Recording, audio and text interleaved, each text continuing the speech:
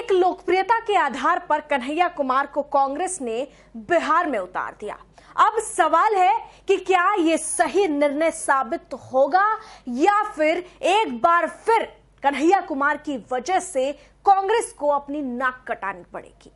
अप्रैल का महीना चल रहा है, अभी 15 दिन ही हुए हैं, लेकिन कन्हैया कुमार ने इसी महीने में 3 ऐसे बड़े बयान दिए जिसकी वजह से कांग्रेस आज सवालों के घेरे में है, आज कहीं ना कहीं लोगों की नजरों में आ गई है। और एक और बड़ी बात यह कि कांग्रेस का यहां से जो उनकी नैया है वो डूबती हुई नजर आ रही है।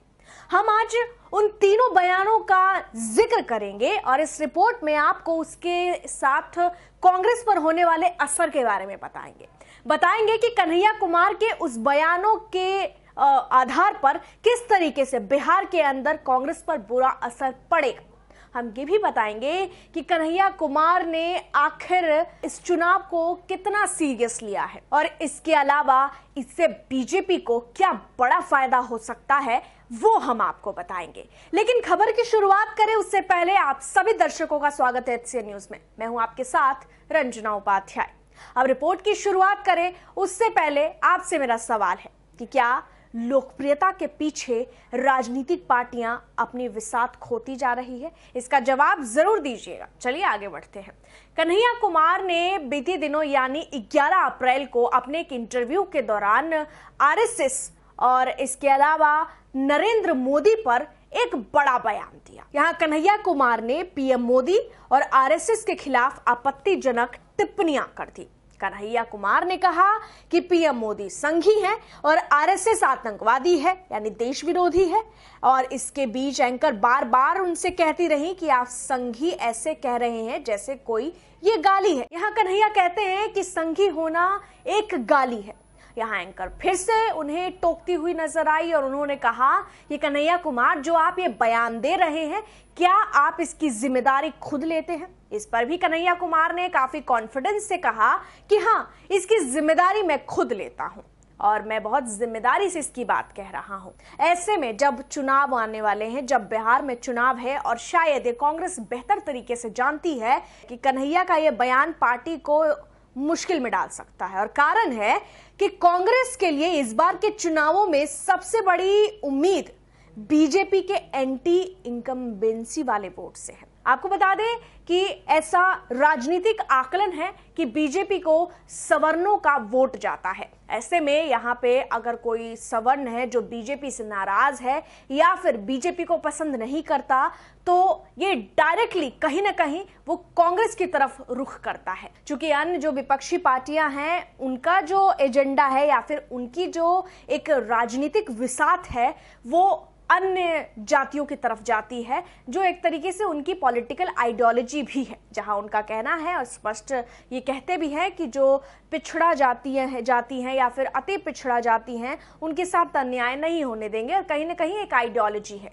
लेकिन वहीं कांग्रेस की बात करें तो कांग्रेस ये बहुत अच्छे से जानती है कि जो आरएसएस के समर्थक है या जो संघ के समर्थक है वो कहीं ना कहीं कांग्रेस से इन्फ्लुएंस हो सकते हैं एक वक्त पे आकर, क्योंकि बीजेपी के अलावा उनके पास एक कांग्रेस का भी ऑप्शन रहता है ताकि वो बीजेपी को सबक सिखा सके। ऐसे में कन्हैया कुमार का ये जो बयान है वो कांग्रेस के लिए नुकसानदायक साबित हो सकता है, क्योंकि कांग्रेस ये भी जानती है कि लोगों का नजरिया संघ के लिए खराब नहीं होता है। उनकी नजर में संघ का कनेक्शन सत्ता से नहीं है। ऐसे में लोग बीजेपी को सबक सिखाने के लिए कांग्रेस को वोट दे सकते हैं। अब आते हैं कन्हैया कुमार के दूसरे बयान पर। कन्हैया कुमार से प्रेस कॉन्फ्रेंस के दौरान तहव्वुर राणा के बारे में पूछा जाता है। वही तहव्वुर राणा जो 26/11 का साजिश करता है, लंबे अरसे तक एक मुश्किल भरी राह को पूरा कर यहां भारत सरकार ने तहव्वुर राणा को भारत वापस लाने में एक बड़ी भूमिका निभाई है। और इसी को लेकर जब कन्हैया कुमार से सवाल पूछे गए तो तहव्वुर राणा को लेकर उन्होंने एक भी बयान नहीं दिया।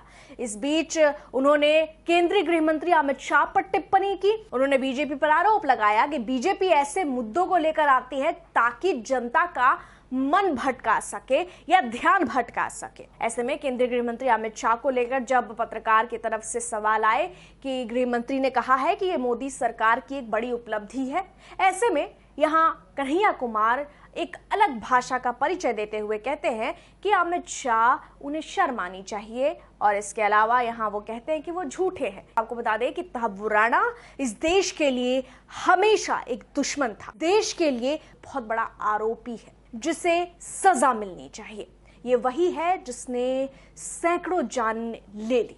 इसी की वजह से 26/11 जो हमले हुए थे उसमें पीड़ितों ने अपने लोगों की जान गंवा दी। लोगों ने एक भयानक मंजर देखा और इसका जिम्मेदार तहव्वुर राणा है। ऐसे में तहव्वुर राणा पर ना बोलकर कांग्रेस के स्टैंड को यहां कन्हैया कुमार ने क्लियर नहीं किया। जब प्रेस कॉन्फ्रेंस के दौरान उनसे पूछा गया तो उन्होंने इस पर टिप्पणी ना करके राहुल गांधी, मल्लिकार्जुन खड़गे, सोनिया गांधी और कांग्रेस के आला कमान की टेंशन बढ़ा दी। अब जाहिर तौर पर तहव्वुर राणा अगर इस देश का दुश्मन है तो एक पॉलिटिकल पार्टी होने के नाते, या फिर उस दृश्य को आपने खुद देखा, इस बदौलत आप 26/11 के आरोपी को या साजिशकर्ता के ऊपर बयान ना देकर मुंह फेर रहे हैं, और ये आपको मुश्किल में डाल सकता है। यहाँ कन्हैया कुमार ने जो बयान दिया है, जहां तहव्वुर राणा को भारत लाने का इसे एक ध्यान भटकाने वाला बताया, इससे कहीं ना कहीं कांग्रेस की छवि धूमिल होती है और कहीं ना कहीं एक संदेश जाता है कि क्या कांग्रेस का हाथ देश विरोधी ताकतों के साथ है, क्योंकि हमने आपको रिपोर्ट्स भी दिखाए हैं जिसमें लोगों की तरफ से ये आरोप कांग्रेस पर लगे हैं। कन्हैया कुमार पर पहले भी ये आरोप रहा है कि वो कश्मीर के आतंकवाद को सपोर्ट करते रहे हैं। अगर जनता में ये बात चली जाती है तो कन्हैया कुमार आज भी अपने विचारों पर कायम है, तो ये कांग्रेस के लिए ठीक नहीं होगा, क्योंकि कन्हैया कुमार पर पहले भी कई विवाद जुड़े हैं, जहां आज भी उन्हें टुकड़े टुकड़े गैंग और इस तरीके के नामों से संबोधन किया जाता है। क्योंकि कन्हैया कुमार पर कई ऐसे विवाद रहे हैं जहां उन्हें ये पोर्ट्रे करने की कोशिश की गई है कि वो देश का भला नहीं चाहते हैं, राष्ट्र का भला नहीं चाहते हैं। बहरहाल अब तीसरे बयान पे जाते हैं। कन्हैया कुमार ने इस अप्रैल महीने के शुरुआत में एक बयान देते हुए कहा था कि बिहार में भारतमाला परियोजना की सड़कें राज्य का पानी लूटने के लिए बनाई जा रही है। कन्हैया कुमार ने समझाया कि बिहार में पहले उद्योग क्यों नहीं आए और अब क्यों निवेश आ रहा है। यहाँ वो कहते हैं कि सड़कों की कोई जरूरत नहीं है, वो सड़कें बनाने को एक साजिश करार देते हैं। कन्हैया का कहना था कि बिहार के पास बहुत पानी है और इसलिए यहाँ सड़कें बनाई जा रही है। कन्हैया कुमार यहाँ ये कहते हुए नजर आ रहे हैं कि यहाँ बीजेपी और केंद्र सरकार बिहार का पानी लूट रही है। तो आरोप लगाते हुए बीजेपी ने यह कहा कि क्या कन्हैया कुमार और कांग्रेस बिहार का विकास नहीं देखना चाहते हैं। अब इसका कांग्रेस पर क्या असर हो सकता है और बिहार के अंदर कांग्रेस की छवि पर कितना बड़ा प्रभाव पड़ सकता है, वो हम आपको बताते हैं। कन्हैया कुमार ने जैसे यहाँ परियोजनाओं को लेकर जिक्र किया और उन्होंने एक तर्क दिया कि यहाँ के पानी पर केंद्र सरकार की नजर है, ऐसे में एक सोचने वाली बात है कि क्या बिहार की जनता अपने राज्य का विकास नहीं चाहेगी? जाहिर तौर पर चाहेगी। चाहे वहां के लोग गांव में रहते हो, शहरों में रहते हो, वहां हर एक राज्य का व्यक्ति चाहेगा कि उनके राज्य में एक चमचमाती हुई सड़कें बने, पुल बने, फ्लाईओवर बने, तमाम तरीके से परियोजनाओं पर काम हो। और शायद ये भी एक वजह है कि ये जो मुद्दा है ये बीजेपी के पाले में जा सकता है।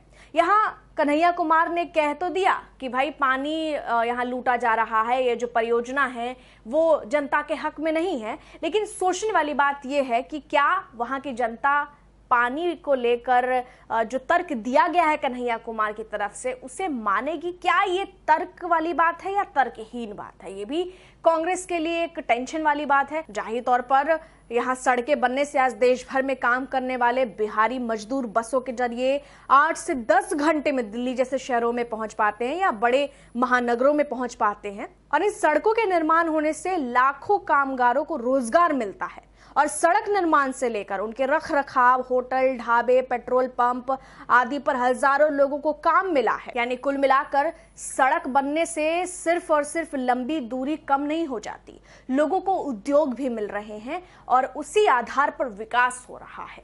ऐसे में कन्हैया कुमार के इस बयान से कांग्रेस को नुकसान हो सकता है, क्योंकि जब जनता ये देख रही है कि इससे रोजगार भी मिल रहे हैं और महानगरों की तरफ जो सड़कें जा रही हैं या जो समय है वो बच रहा है, उससे क्या समस्या होगी। और सड़कें बनने से खास तौर पर ये बहुत सोचने वाली बात है कि किसे ही समस्या होगी। हाँ, हो सकता है कन्हैया कुमार के पास कोई अन्य तर्क होता तो इस पर विचार किया जा सकता था, लेकिन अब सवाल कांग्रेस से है कि क्या कन्हैया कुमार के इन तीनों बयानों को वो जस्टिफाई कर पाएंगे। 15 दिन हो गए, राहुल गांधी ने उनके किसी भी बयान पर ना खंडन किया, ना इस पर प्रतिक्रिया दी, ना कांग्रेस के आलाकमान ने इस पर सोचने और विचार करने की जहमत उठाई, क्योंकि ये चर्चा का विषय है। और जाहिर तौर पर अगर आप बिहार चुनाव के लिए इतना ज्यादा गंभीर हैं तो आपको सबसे पहले अपने स्टार प्रचारक कन्हैया कुमार के बयानों को लेकर सोच विचार जरूर करना चाहिए, क्योंकि आलोचनाओं का